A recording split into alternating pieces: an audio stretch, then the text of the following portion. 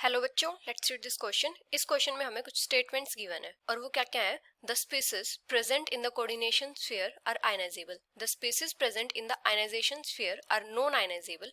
The coordination of nickel in complex nickel tetraamine chlorine 2 is 4 and that of platinum is K2 hexachloride platinum is 6. Oxidation number of iron in K3 Fe C2O4 whole thrice is +4 and the options are true true true false, true false false true, false false true false, false true true false. तो यहाँ पे हमारा की concept क्या हो जाएगा? Characteristics of coordination compounds.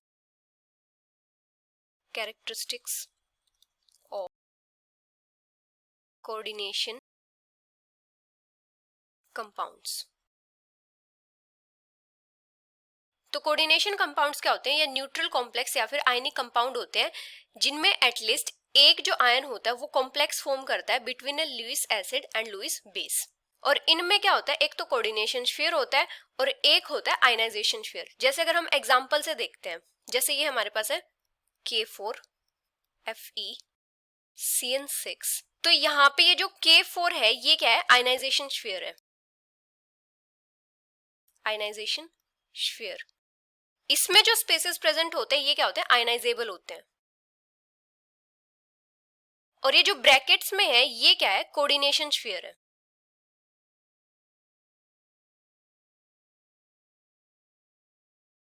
इसमें जो स्पेसेस होते हैं वो नॉन आयनाइजेबल होते हैं। Non ionizable species. अभी यहाँ पे जो साइनाइड है ये क्या है? लिगेंड्स है।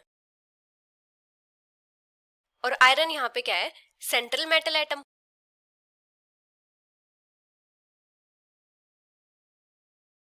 और यहाँ पे ये जो 6 है ये क्या है? इस सेंट्रल मेटल एटम का coordination number.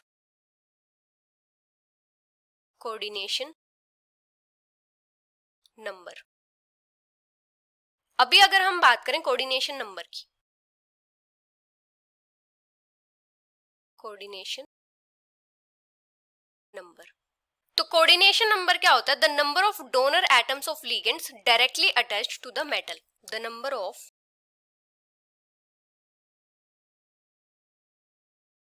Donor atoms of ligand attached to the metal. अभी हमें कॉम्प्लेक्स क्या गिवन है? निकल NH3 होल 4 Cl2। तो इसमें हमें निकल का कोऑर्डिनेशन नंबर बताना है कितना है। तो यहाँ पे क्या होगा? जो अमोनिया है, अमोनिया का नाइट्रोजन डायरेक्टली अटैच्ड है निकल से, तो इसका कोऑर्डिनेशन नंबर हो जाएगा 4। अभी दूसरा कॉम्प्लेक्स हमें क्या गिवन है? K2 platinum Cl6। तो यहाँ पे प्लेटिनम के साथ 6 क्लोरीन डायरेक्टली अटैच्ड है, तो इसका कोऑर्डिनेशन नंबर हो जाएगा 6।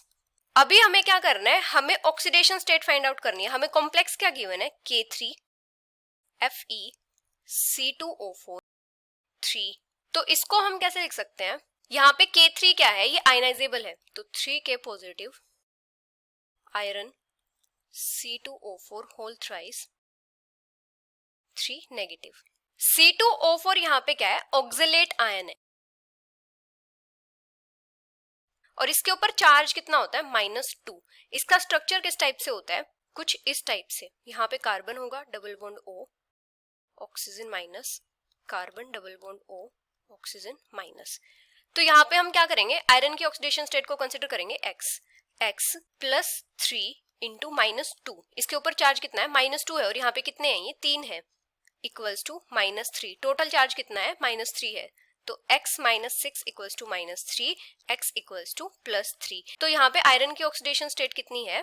+3 है। फर्स्ट स्टेटमेंट क्या गिवन है? The species present in the coordination sphere are ionizable. तो ये इनकरेक्ट है, ये है फॉल्स, क्योंकि कोऑर्डिनेशन स्फीयर में जो स्पेसेस होते हैं वो नॉन आयनाइजेबल होते हैं। सेकंड है the species present in ionization sphere are non ionizable, ये भी फॉल्स है। थर्ड है the coordination of nickel in complex is 4 and that of platinum in this complex is 6, तो ये ट्रू है। फोर्थ क्या है? Oxidation number of iron in this complex is +4, ये भी फॉल्स है। So the final answer is false false true false, which is option third. Hope you understood it well. Best of luck.